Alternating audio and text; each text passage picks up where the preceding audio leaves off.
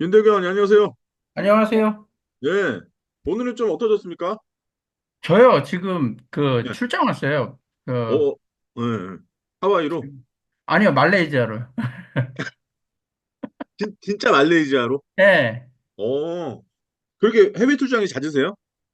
오늘 말레이시아 2박 할 것 같고요. 내일 모레 이제, 뭐냐, 어디죠? 아, 태국 갔다가, 그 네. 다음에 거기서 이제 그날 미팅하고 밤 비행기로 다시 들어가요.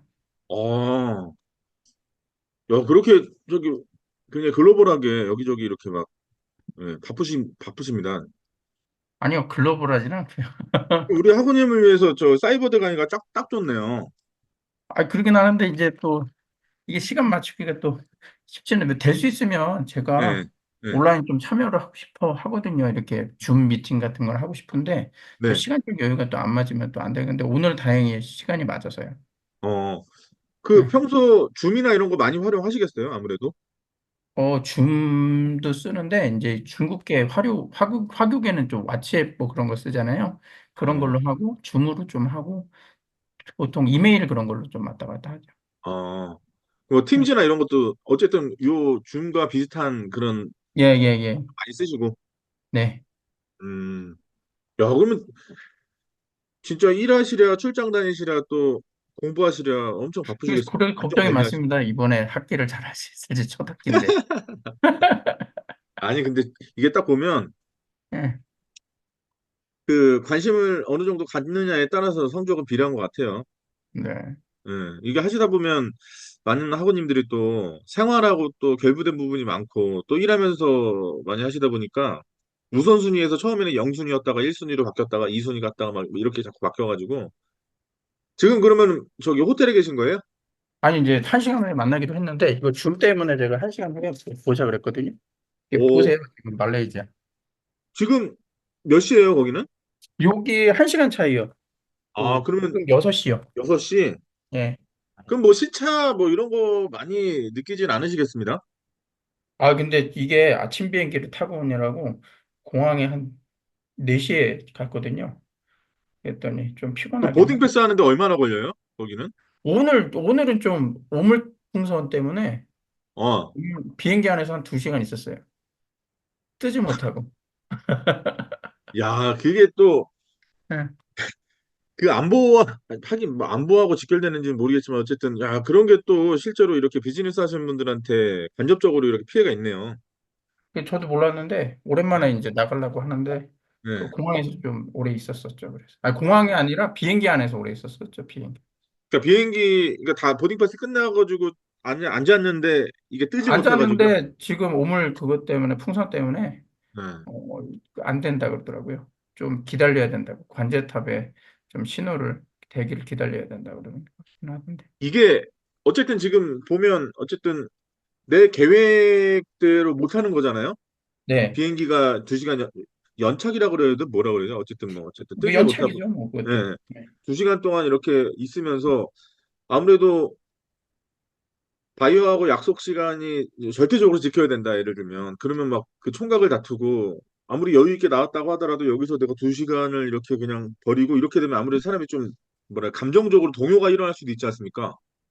아 근데 이제 뭐 첫째 네. 날 같은 경우에는 대부분 타이트하게 안 잡거든요. 그냥 음, 그냥 저녁에 밥 먹고 네. 그냥 그리고 쉬고 이제 다음 날 오피스 가서 미팅하고 그렇게 음. 하거든요. 그럼 보통 출장하면은 보통 며칠 정도 하세요? 저요. 네. 될 수 있으면은 그 주 안으로 끝내요. 뭐 월요일 날 오늘 같은 경우 월요일 날 출발했으니까 될 수 있으면 목요일 날 들어가서 예. 주 5일 안에 일정 끝내려고 노력하죠. 오. 그러면 1년이면은 몇 번 정도 그렇게 출장이 원래 코로나 터지기 전에는 제가 좀 자주 나갔거든요. 근데 이제 요즘은 뭐 코로나 이후에는 서로 그냥 온라인으로만 하지 그렇게 많이는 안 합니다. 이게 모든 게 작용이 있으면 반작용이 있다고 네, 코로나로 인해 가지고 안 좋은 것도 되게 많고 요새 뭐 그런 것도 있더라고요. 그 시기에 고등학교를 다녔던 학생들이 이제 대학생이 됐는데 네. 아무래도 많은 사람들하고 사회적으로 어울리는 법이나 이런 부분들에 대해서 잘 못하다 보니까 예를 들면 예전 같은 경우는 뭐 레포트가 문제가 있다든가 아니면 학점에 불만이 있다든가 이렇게 되면 이제 본인이 직접 교수님 만나고 뭐 이렇게 얘기했다 그러면 요새는 이제 학부모님들이 대신 항의해 준다든가 뭐 이런 뭐 잊지 네네네. 못할 뭐 그런 게 좀 있다고 하더라고요. 근데 이제 줌을 활용하고 어쨌든 예전에는 페이스 투 페이스로 이렇게 많이 했던 그런 회의가 이런 디바이스를 많이 활용하게 된 거는 또 평가를 하자면 또 긍정적인 부분인 것도 같고 그 솔직히 코로나 때 예, 좀 관리 감독자 교육이나 그런 것도 우편 교육이나 온라인으로 했잖아요. 예. 그건 좀 솔직히 좋았어요. 그리고 그 관리 감독, 근로 감독자도 반도 안 나오고, 근로감독관도 그러니까 안 나오고 예, 근로 감독관도 안 나오고, 뭐 단속이 어쨌든 뭐 단속한다고 그래서 뭐 안전을 지키는 거는 아니잖아요, 솔직히. 근데 이제 그런 빈도가 좀 적어지니까 나름 일하기는 훨씬 또 자질구레한 건 안 해도 돼서 좀 좋았긴 했었거든요. 근데 반대급부로 예를 들어서 이제 그 지금 그런 직무교육 말씀하셨던 직무교육은 받기는 쉬운데 네. 교육의 목적 달성이 됐냐 이건 또 다른 얘기인 것 같은데요. 근데요, 어쨌든 매년 네. 관리 감독자 교육을 가면 매번 똑같거든요. 그게 문제입니다, 사실 그게. 예. 그러니까 매번 똑같기 때문에 그 똑같은 거를 똑같이 들어서 어차피 그냥 자리에 앉아 있는 거지 딴 생각하고 있거든요. 뭐 물론 이제 들어야 될 부분은 들어야 되긴 하겠죠. 뭐 개정된 거나 뭐 필요한 거 이번에 이제 중대재해법 때문에 이제 그런 거는 하긴 했었는데 뭐 그 외에 뭐 항상 겹치는 게 있잖아요. 뭐 예. 그런 거에 있어서는 뭐 좀 그냥 그런 거는 좀 온라인으로 하거나 우편 교육을 하거나 뭐 그렇게 해도 괜찮지 않을까 좀 싶기는 해요. 저는 개인적으로 교수법을 좀 많이 바꿔야 되겠다. 예. 바꿔야 된다. 그리고 지금처럼 뭐 산업법 29조에 따라 가지고 관련된 시행령이나 이런 데 나와 있는 별표 4, 5처럼 시간 정해놓고 과목도 딱 정해놓은 상태에서 이렇게 하는 것 자체에 대한 교육 효과는 잘 모르겠어요. 너무 천편일률적이고 뭐 예를 들면 작년이나 올해 위험성 평가가 중요하다 그러니까 모든 교육이 위험성 평가 위주로 많이 하긴 하는데 사실 그게 실제 관리 감독자 기준으로 해서 제조업인데 제조업도 천차만별로 되게 많이 다르고 각각의 네. 사업장 규모나 상시 근로자 수에 따라서도 그렇고 어떤 제품을 취급하느냐에 따라서도 그렇고 굉장히 위험 요인이 다른데 그걸 그냥 어떤 하나의 일률적인 툴로 설명한다는 것 자체도 사실은 제가 교육하면서도 아 이거는 진짜 현실적으로 좀 한계가 있는데 이런 생각을 많이 했고요. 뭐 예를 들면 관리 감독자의 임무와 역할 이거 관련해 가지고 산업안전보건법 시행령 제15조에 있는 7가지 사항을 가지고 2시간을 강의를 하는데 이게 사실 다채롭게 설명하기 시작하면 굉장히 많은 부분을 설명할 수가 있는데 그냥 단선적으로 가기 시작하면 예, 작업장 정리정돈하고 통로 확보는 되게 중요합니다. 여러분들이 하셔야 돼요. 이게 이런 식으로 진행하는 것 자체가 과연 교육의 효과가 과연 있을까? 이 그 반향을 불러일으킬까? 이번에 관리 감독자 교육 가서 제일 강조됐던 게 위험성 평가랑 예, 그다음 이제 중대재해법이 이제 발생을 하니 그거에 예, 있어서 뭐 TBM 해라 TV에, 뭐 그쵸, 그 정도만 있었지 뭐 그 예, 예. 외에는 그냥 그때 그 또 아는 동기들이 또 있어가지고 그 친구들하고 좀 얼굴 보려고 그냥 친목회만 했었지 제대로 된 교육은 안 된 것 같아요. 그러니까요. 이거 매해 그런 게 좀, 아쉬움이 좀 남는다 그럴까? 저는 교육을 하는 입장에서 네, 그런 아쉬움이 좀 있고. 그러니까 교육을 들어오시는 관리 감독자 여러분들도 기대가 없고, 뭐 하는 입장에서도 대부분 다 그러진 않으시겠지만, 뭐 그냥 기대치가 또 반대급부의 기대치가 없고. 왜냐면 뭔가 질문을 했을 때 그거에 대해서 답변이 돌아온다든가 이런 게 별로 없고, 의지가 안 보이고, 뭐 이러다 보니까 서로 좀 결과적으로 윈윈이 아니라 서로 로우로우 하는 게 아닌가 뭐 이런 생각이 많이 들어서 요번 주 강의는 들으셨어요 혹시? 아니 아직 못 들었습니다. 아 왜냐하면 이게 오늘 진짜 들어야 시작한 지 얼마 되는데 안 됐는데요. 네, 묵고 즐기는 사이에 또 추석 네, 연휴 지나고 이럴 테니까 다음 주 이제 시험이에요. 그러니까요. 아 이거 장난 아닙니다. 이게 중간고사 완전 엄청 빨리 돌아오고 네, 중간고사 딱 지나고 나면 6주차가 지났으니까 7주차에 중간고사를 보면 야 그래 절반 왔나? 근데 좀 있으면 이제 종강한다고 이제 기말고사 본다고 이러니까 어떻게 보면 저 같은 경우는 학교 단위로 생각해 보면 학기로 움직이다 보니까요. 중간 가서 오면 진짜 절반 이상 지난 것 같아요, 느낌에. 네, 그리고 또 지금 이제 가을 학기 시작해가지고 여느 때하고 좀 다른 것 중에 하나는 그래도 9월 달에 시작하면 좀 선선하게 시작했었거든요. 매년 이렇게 딱 보면. 근데 네, 네, 올해는 지난주 제 기억으로는 목요일까지 굉장히 더웠어요. 네, 네, 맞습니다. 이게 말이 돼? 이런 생각이 들 정도로. 근데 오늘 아침에 제가 아침 5시에 이제 강의하려고 지방을 갔다 와야 돼가지고 아침 5시에 집에서 딱 나왔는데 그 정장을 저기 여름 정장 입고 나갔다 추워가지고 오우씨 왜 이렇게 추워? 거기는 혹시 어떤가요? 지금 말레이시아라 그러셨죠? 예, 말레이시아 지금 여기 34도요. 어우 덥구나. 습도는 어때요 거기? 습도는 높죠. 그래도 뭐 그냥 우리나라 지난주, 지지난주, 지난주, 지지난주 날씨 정도 된 것 같아요. 그럼 별로 이렇게 좀 위화감이나 이런 거 별로 없으시겠어요? 적응하는 데는 뭐 금방 적응하시겠습니다. 아니 뭐 빨리 미팅 끝나고 빨리 집에 가야죠. 아니 그러니까 지금 그렇게 외국을 많이 다니시다 보면은 뭐 그런 생각 네, 들 때는 혹시 없으세요? 이게 예를 들면 아 여기 너무 좋다. 네. 이게 일뿐만 아니라 일 끝나고 조금 더 내가 휴가차 좀 있다 가고 싶다. 뭐 그런 데는 좀 없으신가요? 제가 한 10년간 해외에 살았어서 별로 안 아 그냥 어디 사셨어요? 저 미국의 애틀란타에 있었습니다. 아 애틀란타. 예. 애틀란타는 어떤가요? 애틀란타요? 그 네. 살기는 좋습니다. 살기는. 애틀란타는 제가 안 가봐가지고 네. 어떤가? 그 애틀란타가 사계절은 없는데 네. 그러니까 우리나라 한 제주도 날씨가 계속 유지된다고 생각하시면 돼요.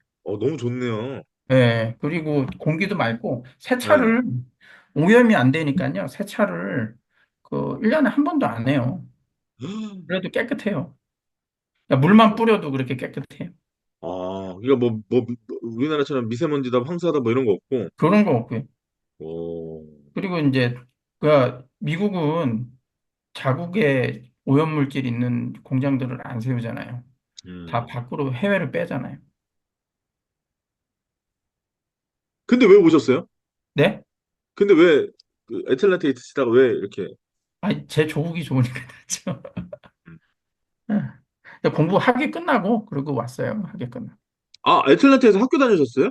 아니 DC에서 학교를 다녔고요. 네, 석사를 한국에서 하고 가서 거기서 네, 석사를 하고 네. DC에서 박사를 하고 그러고 들어왔죠. 그럼 전공이 뭐 어떤 거세요?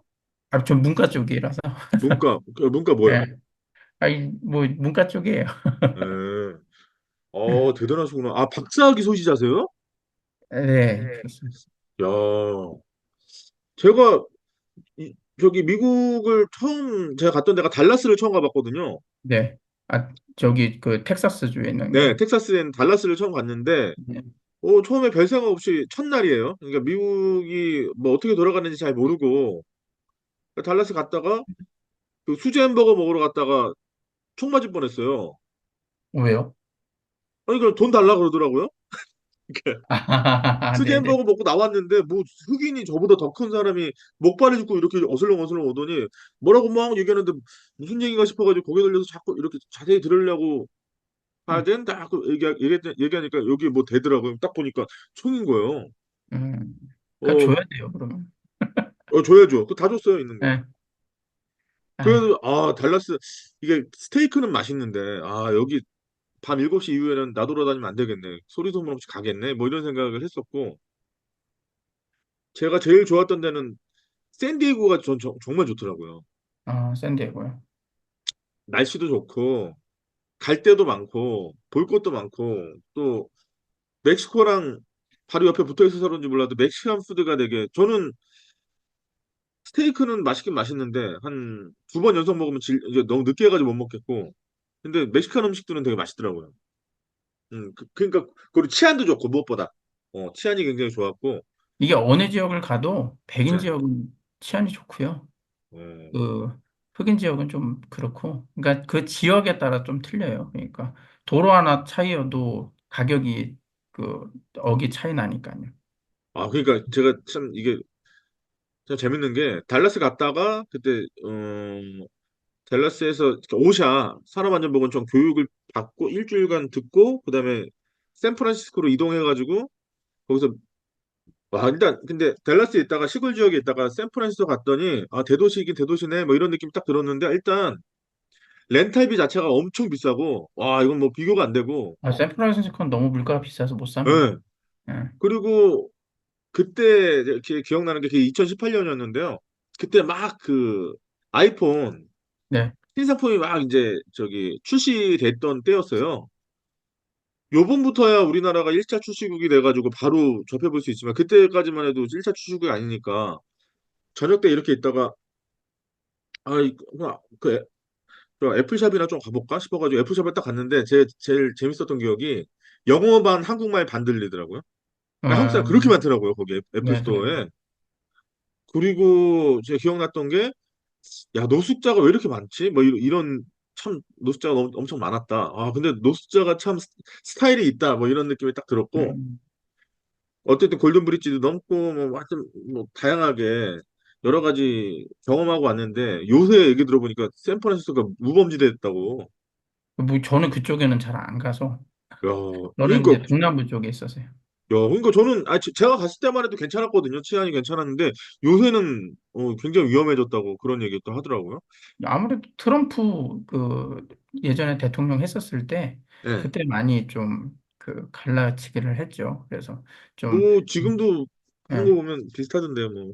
근데 어쨌든. 근데 지금도 인종차별이 심해요. 인종차별이 심해서 저 아는 분 딸이 예. 정말 피아노를 잘 치는데도 유색인종이기 때문에 제일 연주자가 되지 못했었거든요. 그 그런 차별이 있어요. 예, 그런 차별이 좀 있습니다. 음. 그러니까 거기서 그럼 아틀란타가 좀 샌디에고 같은 그런 느낌인가요? 도시가? 애틀란타가요? 네. 아, 어, 아니요. 그런 거는 샌디에고처럼 그러지는 않고요. 그냥 네. 내륙 산 많고 그냥 평야 있고요. 근데 음. 좋습니다. 어쨌든 조지아 주가 네. 우리나라보다 크니까요. 그쵸. 예, 그러니까.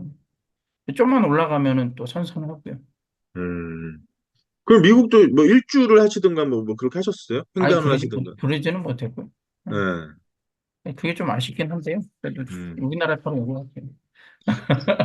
그러면은 거기서 학위하시고 다시 국내로 이렇게 컴백하시고 나서 결혼하신 거예요? 아니요, 거기서 결혼을 했죠.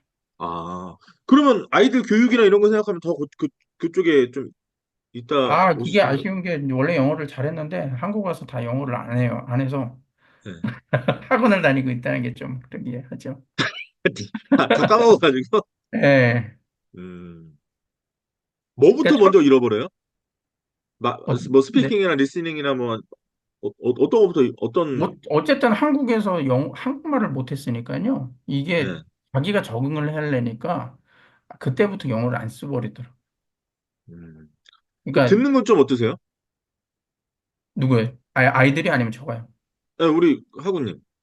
저요? 네. 듣는 거 한국 와서 많이 잊어먹었죠. 아, 안 그래도 한국에서 잘 안 쓰니까 많이 잊어먹었죠. 음, 음. 그래도 그래서 많이, 매번 공부하죠. 그래서 따로. 음. 그게 그런 게, 거기서 학위까지 했는데도 그렇게 빨리 잃어버려요? 저는 네이티브가 아니잖아요. 저는 한국에서 예, 그렇죠. 네. 그렇긴 해. 그러니까 외국어는 평생 해야 되는 건데 오늘 와서도 얘기하는데 너무 피곤해서 그런지 몰라도 생각이 하나도 안 나더라고요. 그래서. 음. 근데, 어, 그러니까 저는 이렇게 미국 가거나 이렇게 할 때 누구랑 같이 절대 안 가거든요. 저 혼자 가거든요, 무조건. 어디 네. 교육을 받으러 가든 교육을 하러 가든 저 혼자. 뭐, 아무도 옆에 안 하고 딱 가는데, 재밌는 게 그렇게 가면 한 일주일, 이주일 지나면 이게 완전히 좀 패턴이 달라지던데. 근데 제 느낌이 그런지 모르겠지만. 어떤 패턴이 달라지시나요? 왜냐면 한국말을 아예 안 쓰고 계속 외국 애들하고 그럼 좀 말이 좀 풀리죠. 좀 예, 들리죠. 네. 들리는 것도 잘 들리고 말도 막 네. 이렇게 막 근데 나가고 이제 한국 오면 또 다시 다 안 들리고 그러죠. 그렇죠, 그렇죠. 한국에 딱 오면 이제 또 이제 생각의 회로가 또 한국식으로 돌아가 버리면 이제 또 예. 예, 그래서 가끔 뭐 글 쓰거나 그러면 좀 예, 어순이 바뀌어서 좀 쓸 때도 있어요. 어, 어. 예를 들면은 어디에서 밥을 먹어 그래야 되는데 밥을 음. 먹어 어디에서 뭐 예를 들면 그런 식으로 쓴다던가 이제 뭐 문자 영어로 쓸 쓸 때 때? 한국말 쓸 때요 가끔. 한국말로 쓸 때? 뭐 그래도 우리나라 말은 그렇게 해도 다 알아듣는데 뭐. 근데 예. 글은 좀 다르겠네. 그렇게 써버리면 좀 문제가 있네. 예, 그래서 뭐 가끔 카톡이나 뭐 그런 걸로 했을 때 보면 예. 이게 좀 어순이 좀 틀리게 쓸 때도 있긴 한데요. 음. 그래도 아유 그래도 뭐. 예. 격식 있는 뭐 그런 글 아니면 뭐 카톡 정도 보내는 거야. 상대 다 네네네. 알아들으니까 뭐. 아, 야, 그래도 한국이 좋습니다. 음. 제 주변에는 자꾸 이렇게 이민 가려고 하는 사람들이 많아가지고. 어, 근데 또 음. 여행 가는 거랑 또 거기서 네. 사는 거랑 또 틀리거든요. 음. 근데 이제 우선은 네. 우리나라는 우리가 자국민이잖아요. 근데 외국에 나오면 외국인으로 사는 것, 그리고 거기 네이티브가 아니다라는 그런 거가 있어서 확실히 그런 거를 느끼죠. 음, 좀 뭐라 그럴까요? 그 가장 좀 크게 이렇게 느끼는 게 어떤 게 좀 있으세요? 어떤 게요? 그러니까 내가 외국인, 그러니까 오랫동안 살다 보면 내가 네. 외국인이라는 그런 느낌 없이 그냥 여기에 이렇게 쭉 흡수돼서 살다가 네. 아, 맞다. 나 외국인이지. 뭐 이런 아, 이게 그거는 항상 느끼고 살고 있습니다. 그렇게 하더라고요. 음, 그, 이게 물에 끼는 것 같지만 항상 겉도는 느낌? 그런 게 또 있어요. 음. 그러니까 아예 2세들 아니면 또 그러지가 않아요. 그러면 지금 자녀분들은 미국에 있을 때 네. 출산을 하신 건가요? 네네네. 아, 그럼 그 친구들이 몇 살 때 다시 한국으로 온 거예요? 첫째는 이제 초등학교 2학년 때 왔고요. 초등학교 2학년. 예, 마치고. 예. 그리고, 근데 왔는데 1년을 꿇었어요. 그 한국말을 못해서. 아, 그러면 미국에 있을 때 전혀 한국말을 못했었어요? 못했어요. 그때 원래 바이올랭결로를 하려고 그랬는데, 예. 학교 측에서 걔는 좀, 그 바이올랭결가 좀 그렇다 그래서, 예. 걔는 이제 그냥 그랬었거든요. 영어만 쓰라고 얘기하셔가지고, 예. 영어를 그냥 주로 썼거든요. 근데 갑자기 들어오게 되면서 좀 그렇게 됐죠. 그러면 첫째 아드님인가요? 아니, 첫째 딸이요. 아, 따님. 그 첫째 따님이 지금 지금 이제 고등학생이요. 고등학교. 그러면 지금 어때요? 어떻다는 게 무슨 말이죠? 그러니까 영어만 썼다가 한국 들어와가지고 이제 한국말만 쓰고 그래서 지금 현재 아니, 근데 영어는 그래도 초등학교 2학년까지 했으니까 예. 그걸로 중학교까지는 써먹더라고요. 근데 이제 음, 중학교 한 5학년, 3학년 정도 되니까 따로 예. 또 공부를 해야 되고요. 아, 아이도 아니 그러니까 뭐 까먹거나 그런 건 아니고 첫째는 그래도 좀 괜찮은데 둘째는 까먹었죠, 걔는. 음, 아니 걔는 이제 유치원 때 왔으니까 얘가 적응을 하려니까 그냥 그렇게 됐죠. 아니 국내에서 그래도 영어는 소위 말해서 이게 습관화가 돼야 되니까 네. 국내 토스트 마스터즈라고 영어만 써서 학습하는 데가 학습이 아니라 뭐야 일주일에 한 번씩 그 클럽이 열리는데 가면 이제 영어 연설하고 그냥 영어만 쓰는 거예요. 그 2시간 동안에는 영어만. 어떤 사람은 나가서 연설하고, 어떤 사람은 그래머어적으로 어떤 문제가 있는지 확인하고, 뭐 어떤 사람은 그거에 대해 평가를 해주고, 뭐 이런 자체 모임이 좀 있는데요. 그게 그 국제 조직이더라고요. 근데 딱 참여해서 보니까, 그러니까 영어 잘하는 사람도 굉장히 많은 거예요. 우리나라는 요즘 영어 잘합니다. 젊은 친구들은 특히. 그러니까, 엄청 그냥 잘하는 수준이 아니라 엄청 잘하더라고요, 영어를. 뭐 외국에서 살다 오셨냐 그러면 아니라 한국에서 배웠다 그러는데 영어 그러니까. 잘하시더라고요. 예. 그리고 또, 그분들 만나면서 그런 생각 되게 많이 들었던 게 뭐가 좀 있었냐면, 뭐 이런 게 있었어요. 아, 이게 언어라고 하는 게 그쪽 부분에 특화된 사람이 있긴 있구나. 이런 느낌을 많이 받았어요. 아, 그렇죠. 또 그거에 대한 달란트가 있는 친구들이 예. 또 아, 많아요. 이게 다르구나. 이게 뭐, 하려고 해서 이게 되는 게 또 아닐 수도 있겠네. 뭐 이런 생각을 되게 많이 하게 되고, 음. 그래서 제 주변에 보면, 제가 이제 의학 공부도 좀 하는데, 네. 오스티오패시라고 혹시 미국에서는 미국은 대처의학이나 이런 게 많이 발달돼 있으니까 네. 우리나라에서는 정골의학이라고 이제 번역해서 쓰는데 카이오프로텍을 한국 분 많이 하세요. 그러니까 카이로프락틱 그 기법하고 좀 다른데 어쨌든 네. 요거를 관련돼 있는 서티를 따가지고 우리나라에서 해서 미국에 가서 개업하시는 분도 있어요. 우리나라 분 아, 중에서. 그래요? 예, 캐나다 이런 데 가가지고. 근데 이제 한 분, 두 분 일을 가시다 보니까 많이 가시더라고 되게.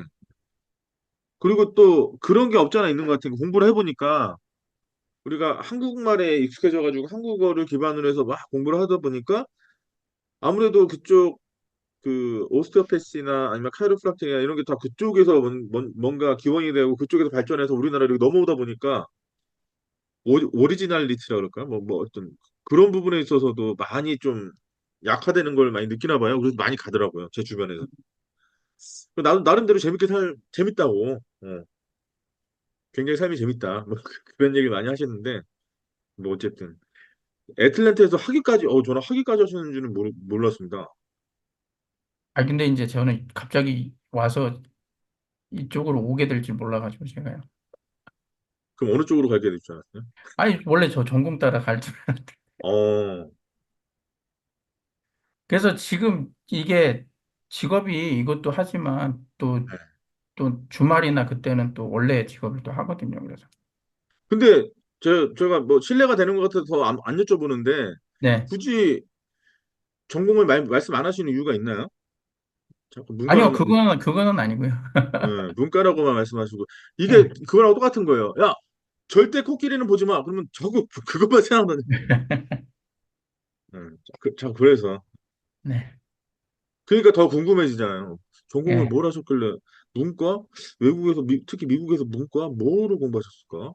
저 그게 문과 종교 쪽으로 공부를 했어요, 종교 쪽. 아, 아, 그러면 이제 좀 그렇구나. 근데 실제로 주말에는 그래서 그 일을 하고 주중에는 그 일을 하고 또 하기까지 이렇게 하는 거죠. 아, 아, 그래도 어쨌든 대단하십니다. 어쨌든 이렇게 또 물론 업무하고 연관돼 있기도 하겠지만 또 이렇게 아무리 사이버대 근데 사실 사이버대라고 해서 많은 분들이 그냥 쉽게 들어왔다가 굉장히 당황하시는 게 공부량이 너무 많고 할 게 그리고 지난주에도 제가 말씀드렸지만 이게 사실은 교환이라고 하는 게 제가 예를 들어서 안전심리 같은 경우가 참고한 자료가 단행본 같은 경우 한 60건이 넘는데 이거를 내가 압축해서 넣는 거잖아요. 그리고 강의하는 시간이 75분에서 길어봐야 막 100분 사이에서 왔다 갔다 하다 보니까 압축된 정보를 받아들인단 말이에요. 우리 학우님들이. 그러니까 그러다 보니까 사실은 예를 들면 지금 우리가 뭐 리스크 항상성 이론 한다. 어, 이 리스크 위험성이라고 하는 것은 결국에는 또이또이야. 왜냐면 사람이 위험 감수성이 계속 떨어지거든. 그러니까 나머지 아무리 안전 대책이 만들어진다고 하더라도 사람이 가지고 있는 안전에 대한 수준 자체가 계속 떨어지기 때문에 어쨌든 위험성이 가지고 있는 크기는 똑같아.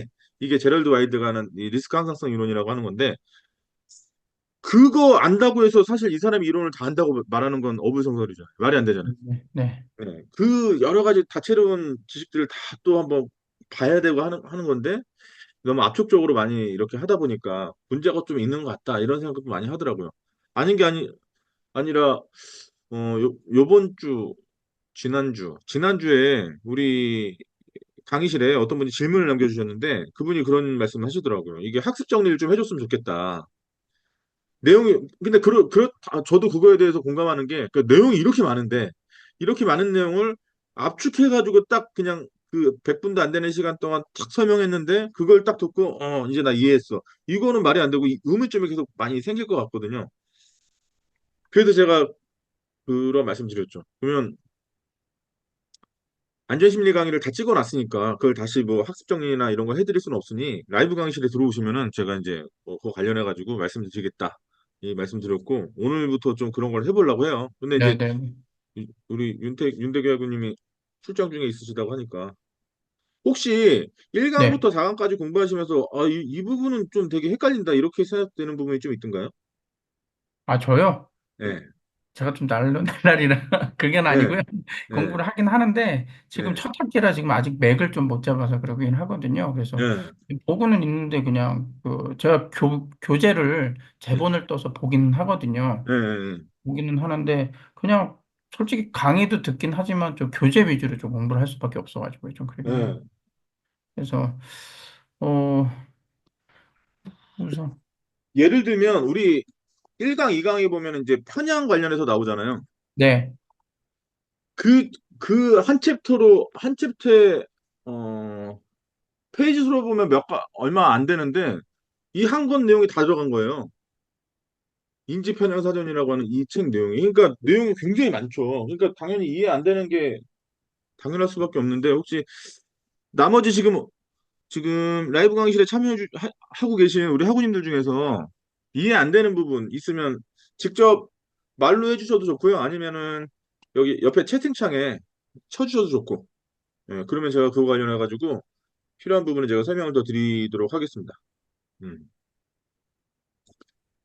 사실 우리 위험성 평가 많이 한다고 하는데 위험성 평가 관련해 가지고 우리나라 고시를 보면 제가 작년에 고용노동부 장관 앞에서 발표한 게 있거든요. 왜냐하면 작년에 어떤 사건이 있었냐면 뭐 아까 우리 학우님도 말씀하셨지만 2021년도에 중대재해처벌법 제정되고 난 다음에 2022년부터 시행되기 시작했고 올해가 되게 좀 사실은 올해 딱 들어올 때 걱정을 좀 많이 했어요. 안전보건 이쪽에 있는 학계에 계신 분들이 걱정을 굉장히 많이 한 게 중처법이 시행되고 난 다음에 50 미만 사업장은 사실 그간에는 시행이 안 됐었거든요. 근데 진짜 중대재해 안전관리에 있어서 취약한 사업장이라고 하면 50 미만 사업장이 정말 취약한데 이게 만약에 50 미만 사업장 올해 1월 27일부터 이제 시행되기 시작했으니까 야 이러면 중대재해 나면 진짜 속수무책인데 큰일 나겠네 이런 생각을 되게 많이 했었는데요. 그 이유 중에 하나가 여러 가지가 있었는데 첫 번째로 작년 5월 22일 날 우리나라 위험성 평가 제도 자체가 바뀌었어요. 예. 고용노동부 고시가 바뀌었단 말이에요. 8조의 위험성 평가 절차 관련해 가지고 추정도 사라지고 또 최초 위험성 평가가 수시 위험성 평가 일종이긴 한데 그게 지금 현재 고시가 어떻게 돼 있냐면 그러니까 시공 이후에 한 달 이내에 하도록 돼 있습니다. 최초 위험성 평가를. 근데 그게 사실은 외국 기준이나 외국의 뭐 안시 기준, 그러니까 미국의 안시 기준이나 아니면 국제 기준에서 따지고 보면 최초 위험성 평가는 설계단에서 하도록 돼 있거든요. 근데 그게 맞잖아요. 기계기구를 만들거나 아니면 건설공사를 할 때 이게 설계단에서 위험성을 잡아내는 것이 근원적인 부분에서 위험성을 잡아내는 거지. 이미 시공했는데 한 달 이내에 하는 거는 그게 무슨 의미가 있나? 뭐 이런 생각도 되게 많이 들었고. 그리고 위험성 평가에서 어떻게 보면 핵심적인 사항이라고 하는 게 위험성 분석이라고 하는 부분인데 기존의 위험성 분석은 위험 요인을 파악한 다음에 위험성 추정하는 단계까지가 이제 위험성 분석이라는 건데 지금 현재 우리나라 고시에서는 위험성 추정이 사라졌단 말이에요. 그래서 그런 좀 반론과 문제의식과 이런 것들을 많이 이제 발표하면서 말씀드렸던 게 이거 위험성 평가를 우리나라 고용노동부 위험성 평가 지금 이 고시를 개정하신 분들이 과연 그 취지를 이해하고 이렇게 개정했는지 전혀 이해가 안 되는 게 이 요번 개정사항은 정말 이 위험성 평가 자체가 가지고 있는 어떤 기능을 완전히 말살시켰다. 제가 이런 정도로 제가 얘기했거든요. 고시가 근데 좀 조금이라도 수정될 줄 알고 좀 강하게 강한 논조로 얘기했었는데 전혀 수정되지 않고 그대로 시행되는 바람에 지금 제가 교육하면서 항상 느끼는 게 그런 거예요. 그 교육생들도 얘기 들으면 들을수록 더 어려워하고 이게 사실은 첫 해 직무교육을 들었고 똑같은 내용을 그 다음에 또 들으면 이제 좀 더 이해가 되면서 뭔가 이렇게 돼야 되는데 이게 그렇게 되지 않는다는 게 가장 큰 문제인 것 같고 왜 그렇게 될 수밖에 없었을까 생각해 보면 앞서서 말씀드렸던 것처럼 우리나라 법에 교육 시간이랑 교육 내용이 딱 천편일률적으로 정해져 있는 거, 이거 정말 큰 문제라고 생각하고, 그리고 실제로 강의하는 교수자분들이 강의법을 좀 바꿔야 될 것 같아요. 제가 혹시 우리 윤대기 학우님 미국에 있을 때 네. 오샤 교육 들으신 적 있으세요? 저는 전혀 문과 쪽이라 전혀 들어본 적이 없어요. 음, 근데 제가 그런 거는 있어요. 학교 네, 다닐 때 네, 이제 우리 학교 들어오면은 뭐 여러 교육을 하잖아요. 네, 네, 오리엔테이션 때 좀 이런 여러 가지 교육은 하긴 하거든요. 네, 그러니까 네, 저 예전에 한국에서 대학교 다녔을 때는 전혀 그냥 수업만 듣고 그냥 그랬거든요. 네, 근데 거기는 요즘은 안 그러잖아요. 우리도 뭐 성폭력에 대해서 아니면 뭐에 대해서 이렇게 뭐 교육을 하는 것처럼 그런 교육을 또 하고 있고요. 그다음에 이제 우리 애들 이제 미국에서 학교 다녔을 때 보니까 뭐 네. 소방서에서 자주 와서 교육도 하고 안전에 대해서도 또그 대피 훈련도 하고 뭐 그런 걸 하는데 모르겠어요. 요즘은 어떤지는 솔직히 잘 모르겠어요. 그 학우님한테 좀 궁금한 게요. 네. 거기서 이제 학사, 석사, 박사를 다 하셨으니까 교육 방식이 많이 다르지 않아요? 예를 들면 어, 우리나라의 전형적인 교육 방식으로 하면 PPT 띄워놓고 네. 이 PPT 내용 위주로 그냥 전달하고 끝나는 걸로 이 교육이 가름되는데요. 제가 오샤 교육, 미국에 있는 오샤 교육이나 이런 것들을 수차례 다니면서 제일 부러웠던 건 일단 첫 번째로 그런 강의가 없고 그냥 PPT 띄워놓고 일률적으로 그냥 막 설명해 이런 게 없고 어떤 의제 하나 딱 띄워주고 이슈를 딱 던져주고 나서 그러면 나머지 사람들이 그거 갖고 열띠게 토론하고 아니, 인스트럭터는 네, 근데 그렇게도 하거든요. 그렇게 하려면 네, 이미 수업을 듣기 전에 뭐뭐뭐뭐를 읽어와라. 그래서 그거를 가지고 뭐가 머릿속에 들어가 있어야 그 그렇죠, 대화를 할 거 아니에요. 그래서 그렇죠, 그렇죠. 이미 미리 이제 그 하기 시작하기 전에 뭐 30권, 40권 정도를 읽고 근데 그거 갖고 와서 토론을 하거든요. 그러니까 처음에 들어가면 이제 뭐 오리엔테이션 때부터 이야기하는 것이 이제 먼저 준비되었느냐 그리고 이제 그리고 준비된 거를 가지고 대부분 토론이에요. 그냥 네, 너 생각은 그렇죠, 어떠하냐? 그렇죠, 그렇죠, 그렇죠. 예, 그리고 너 생각은 어떠하냐? 그래? 그러면 너는 생각은 어떠하냐? 네. 이거를 또 종합을 해서, 근데 그 결말을 항상 내는 것이 아니라 좀 열린 결말로 해가지고, 좀 도출해서 찾을 수 있게 좀 그렇게 토론을 하거든요. 제가 얼마 전에 우리나라 그 네, 정확하게 말하면 뭐 고용노동부 회의나 아니면 행정안전부 회의 딱 들어가서 제가 그 얘기를 했어요. 이게 현재 지금 근로자들 대상으로 하는 직무교육 자체를 좀 틀을 바꿔야 될 것 같은데 그러려면 첫 번째로 시스템적으로 많이 달라져야 되는 게 지금 현재는 근로자들이 예를 들어 추적 관찰을 한번 한다고 했을 때 추적 관찰이 절대 안 된다. 무슨 얘기냐면 이 근로자가 지금 관리 감독자로 지금 10년째 하고 있다. 그러면 직무 교육을 10년째 들었을 것이고 시간으로 따지면 160시간을 들었는데 그럼 지난 10년간 이 해당 근로자가 관리 감독자 교육을 어떤 교육을 들었고 그럼 이 사람한테 어떤 능력치가 되어 있고 이거 자체 분석이 전혀 안 되기 때문에 매년 그냥 똑같이 작년에 들었던 거 또 똑같이 또 듣고 또 듣고 이렇게 하는 게 근데 이제 우리나라는 진짜 안전을 위해서 계도를 하는 게 아니고 범칙금과 과태료를 때리기 위한 어떻게 보면은 그 행정적인 절차에 대해서 또 강조를 많이 하잖아요. 그래서 그게 잘못됐 공무원들도 솔직히 예. 공무원들이 나와서 정말로 이 부분에 대해서 난 모릅니다. 그럼 이 부분에 대해서 좀 이거를 가르쳐 주세요 하는데 뭐 지도하는 양반도 잘 모르는데요. 뭐 아주 와가지고 아주 과태료만 아주 매기고 이건 법조항 보면서 그건 아니다라고 얘기를 하는데요. 아주 핵심적인 예. 정말 핵심적인 사항을 딱 말씀해 주셨는데 진짜 그런 게 문제인 거죠. 뭐 예를 들면 산업안전보건 기준에 관한 규칙에 추락방지망을 이렇게 설치하게 돼 있는데 근데 사실 그 해당 현장에서 추락방지망을 설치할 곳이 없는데 그러니까 예, 그런 거에 대해서 문의를 하면 예. 법조항을 찾아봐야 된다. 그리고 나중에 안 되면 그 안전신문고에다가 민원을 누래요. 그래서 거기다가 질의응답을 받은 거를 갖고 자기한테 오히려 얘기를 해달라고 얘기를 하거든요, 공무원들이. 그, 그 너무 잘못된 거죠. 말도 안 되는 거. 그래가지고 뭐 오히려 배도를 위한 단속이 아니고 그 어떻게 보면 점검이죠. 점검하고 안전을 위해서 그들이 와가지고 좀 점검을 해야 되는데 그게 아니고 이건 범칙금 때리고 벌점 주고 오히려 또 자기네들 실적 쌓기 위한 그런 그 와가지고의 점검이지 그러지가 않거든요. 그리고 뭐 지난번에 제가 앞서 말씀드렸는지 모르겠지만 제가 화학물질 안전관리법도 저희가 하고 있거든요. 네, 네, 그러니까 이제 이번 이름이 바뀌었지만 네, 네, 그때 했을 때 그 안전원에서 요구하는 거는 야 이거 알코올이니까 알코올 사용을 하니까 요게 폼 소화기 다뤄. 폼 소화기 한 번 배출하면은 그게 3천만 원이잖아요. 네. 그거로 현실적으로 어떻게 하냐라는 거죠. 그러니까요.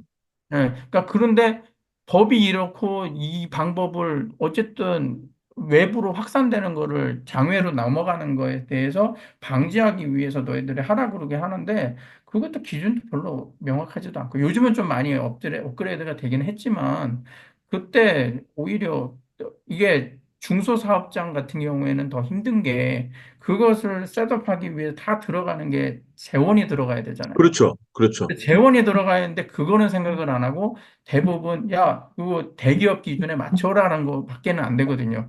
이게 화물질 안전관리법 처음에 나왔을 때 그 법규 조항이 지금 미국 석유화학에서 체크하는 그 리스트란 말이에요. 안 그거를 맞죠. 그거를 한국에 가져와서 그대로 그러니까, 그러니까. 받아먹는 그렇죠, 건데 그렇죠, 이게 안 맞는 거죠. 그래서 그렇죠, 그렇죠. 그래서 그거 갖고 안전원에서 이거는 좀 이게 안 맞지 않느냐 얘기하는데 그것도 법이 그러니까 맞추라고 얘기를 하더라고요. 그래서 음. 어쨌든 그런 상황이. 그 진짜 전문가가 아니죠. 그러니까 네. 법규 보면서 체크리스트 체크하듯이 하는 거는 전문가 아닌 사람이 다 할 수 있죠. 근데 진짜 그래서 전문가는 그 예, 예. 이게 뭐냐 뭐 지자체에서 단속이 나오면 그분들 와가지고 보는 게 뭐냐면 와가지고 법규책 보고 있어서 이거 아니죠, 이거 틀렸어요, 과태료입니다, 그렇게만 얘기를 하거든요. 그렇죠, 그렇죠. 그래서 전 물어보거든요, 항상. 이 방법에 있어서 우리 내가 좀 부족한 점이 있으니까 이 부분에 있어서 법규를 좀 우리가 할 수 있는데 그거는 시스템적으로 장비가 안 맞는다라는 거죠. 그럼 예. 그걸 어떻게 해서 보완을 해서 안전하게 할 수 있느냐? 그럼 그거에 대해서 아이디어를 줘라 그러면은 뭐 대답을 못 하죠, 그분들이. 아니면 왜냐면은 그런 방법으로 생각을 안 해봤기 때문에 대안이 없죠. 음, 그러니까요. 그래서 뭐 교방기가 있어요. 교방기가 이렇게 있는데 네, 교방기 위에서 흉이 발생을 하니까 그거를 포집을 해가지고 예, 예, 안전하게 하기 위한 방법을 찾으라고 하는데 이게 음, 교방기가 원심이 네, 작용하잖아요. 근데 네, 그 위에다가 그거를 집진 시설을 해놓으라는데 그걸 네, 어떻게 했느냐는 거죠. 근데 결국에는 질의를 해서 그거를 뚫어가지고 용접을 해가지고 위 이렇게 씌웠는데 네. 그게 좀 이해가 좀 안 되는 부분이 그게 솔직히 효과가 있나요? 별로 효과 없습니다. 그러니까 그냥 국소배기 장치를 현실적으로 위에다 달라는 거예요?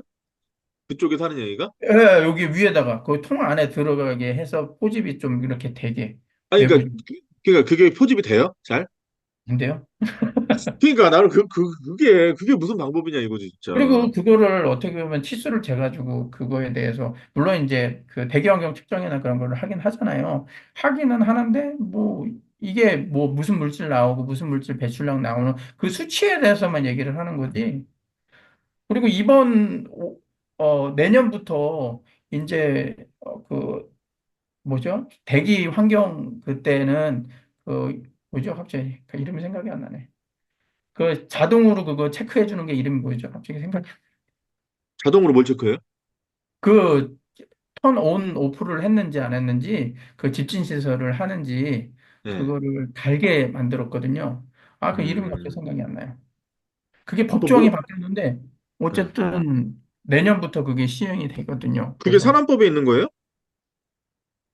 그게 대경영보전법에 이번에 아, 도입이 예, 됐는데. 그 산안법 아니면 예, 어떤 거 말씀하시는지 모르겠습니다. 지금. 예, 아이 갑자기 저도 생각이 안 네, 나가지고. 네, 네.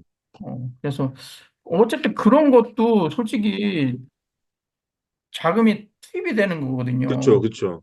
예, 투입이 되는 건데 그거에 대해서는 신경 안 쓰고 거기에 하는 게 어떻게 보면 공무원들 들 나오겠다. 그걸로 앉아서 컴퓨터로 다 체크하겠다. 그거밖에 없거든요.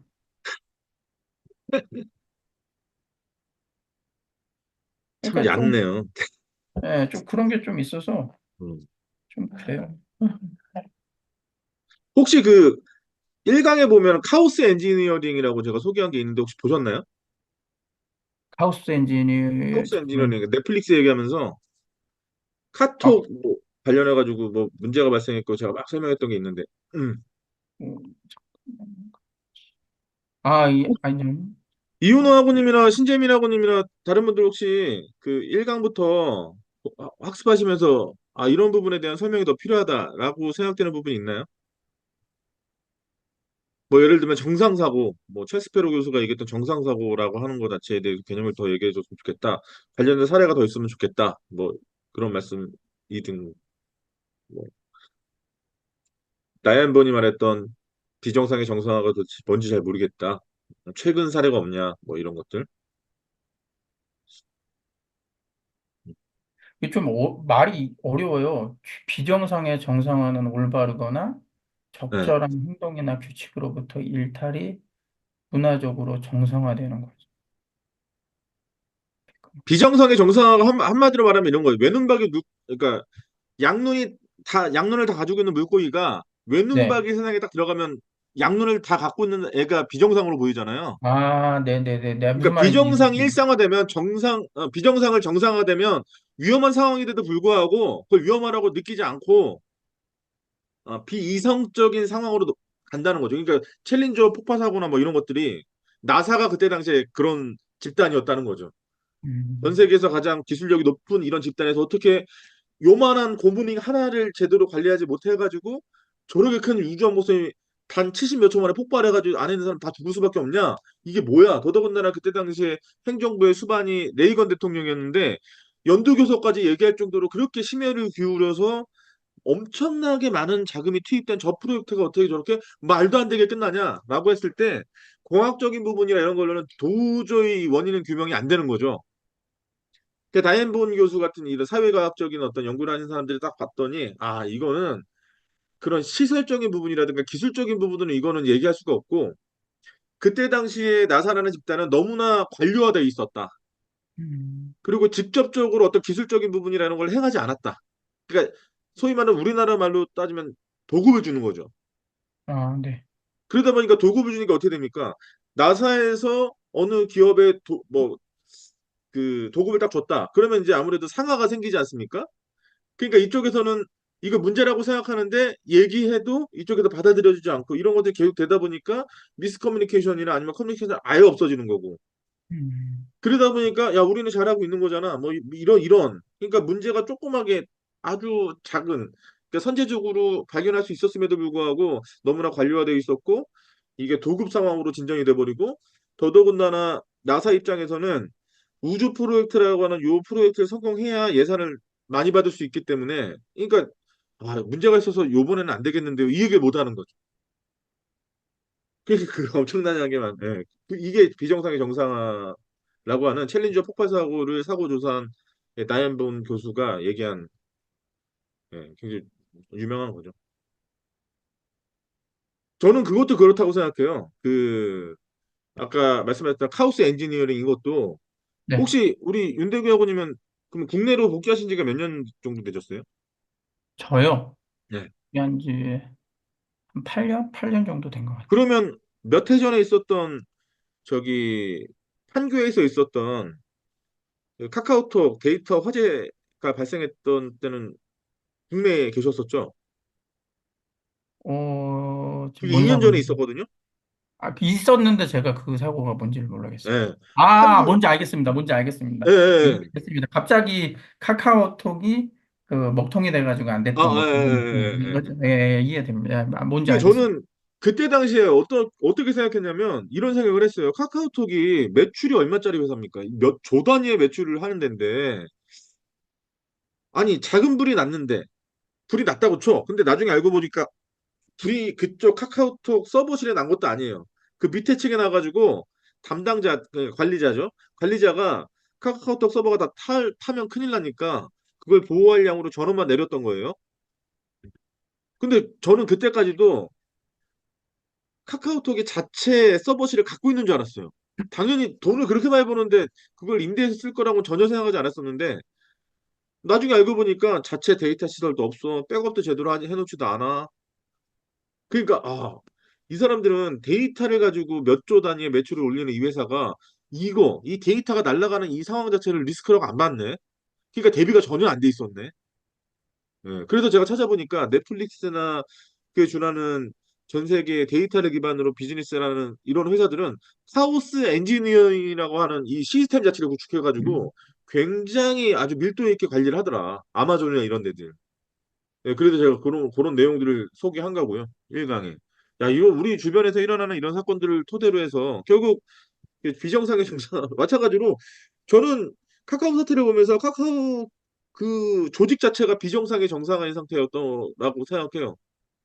돈을 버는데 수익에만 열을 올리고 데이터를 어떻게 보호해야 될지. 사실 그것도 안전의 관점으로 생각해 보면 고객들의 데이터인데 이 데이터가 소실됐을 때 피해는 그냥 오로지 다 고객들이 보는 거잖아요. 예를 들어서 카카오 사태에 문제가 발생했을 때 콜택시, 그러니까 택시 기사들이 콜을 못 받고 자영업자들이 주문이 안 들어오고 뭐 이러면서 굉장히 많은 피해를 입었단 말이에요.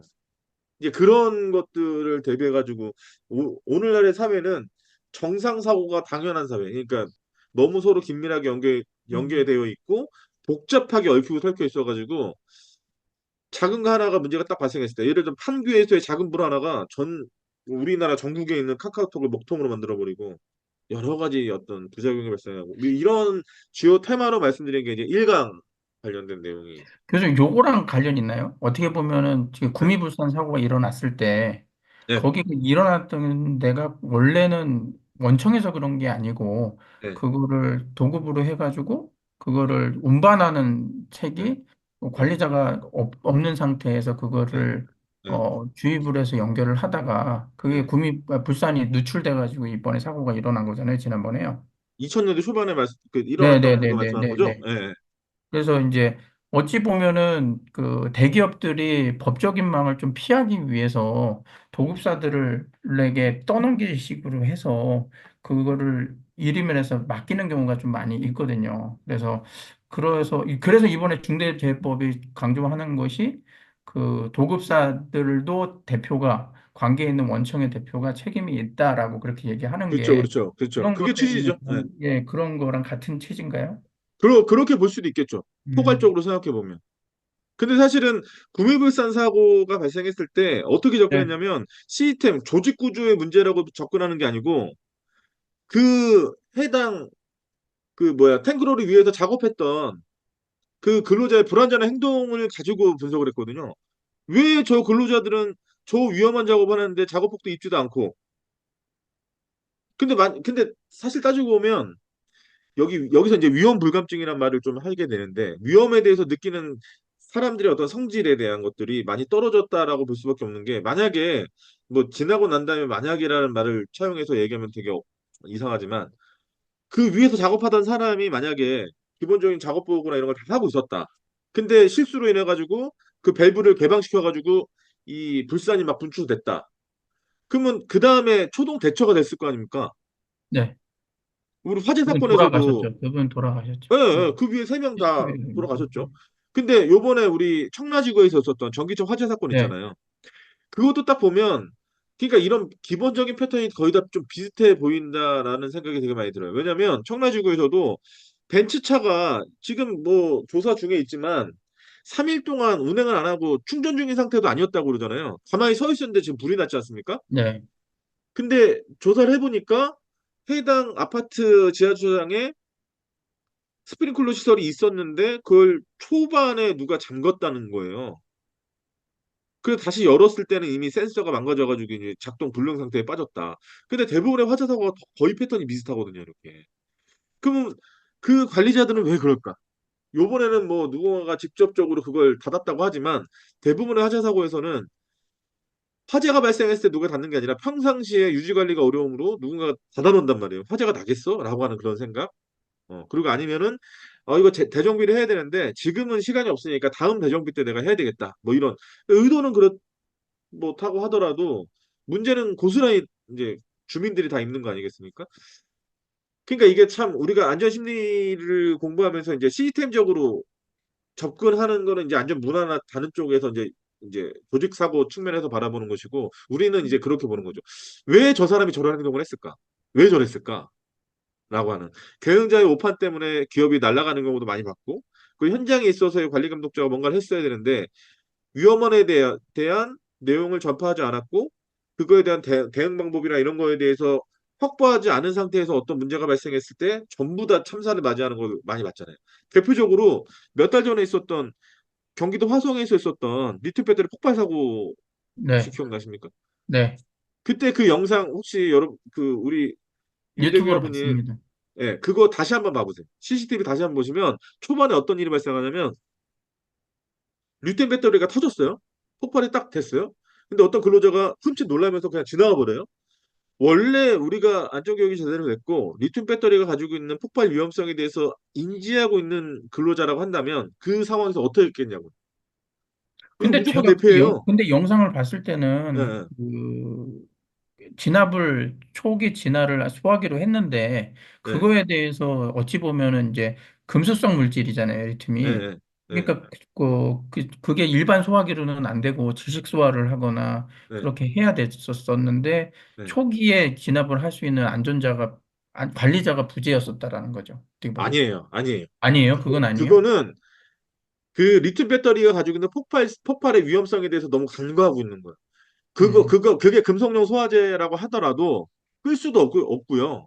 네. 그리고 리튬 배터리가 너무나 많이 쌓여 있었고 하나의 폭발이 일어나면 연쇄 폭발이 일어난다는 건 당연한 상황이었고 그러면 그때 관리 감독도 현재 있었냐? 있었어요. 근데 음, 방관하고 있었습니다. 방주하고 있었어요. 그리고 나중에는 그 사람은 살았어요. 대피해가지고.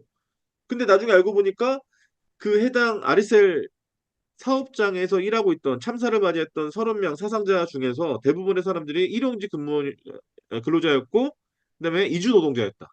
음, 그러니까 한마디로 말하면 고용 형태나 아니면 지금 일하는 여러 가지 상황으로 봤을 때 그 근로자들은 리튬 배터리 가지고 있는 폭발 위험성에 대해서 몰랐다고밖에 볼 수 없어요. 그러니까 그런 행동을 하는 겁니다. 위험원이 옆에 있음에도 불구하고 다가가고 그걸 분리 조치하려고 그러고 이게 말이 안 되는 거죠. 아무튼 어쨌든 그거 관련해서 말씀드렸던 인간이 가지고 있는 편향, 정보를 몰랐을 때 어떻게 말도 안 되는 비정상적인 행동을 하게 되는가에 대해서 얘기한 게 1강, 2강, 3강 이런 데서 다 우리가 안전심리에서 얘기하고 있는 거니까요. 시간이 벌써 다 됐네.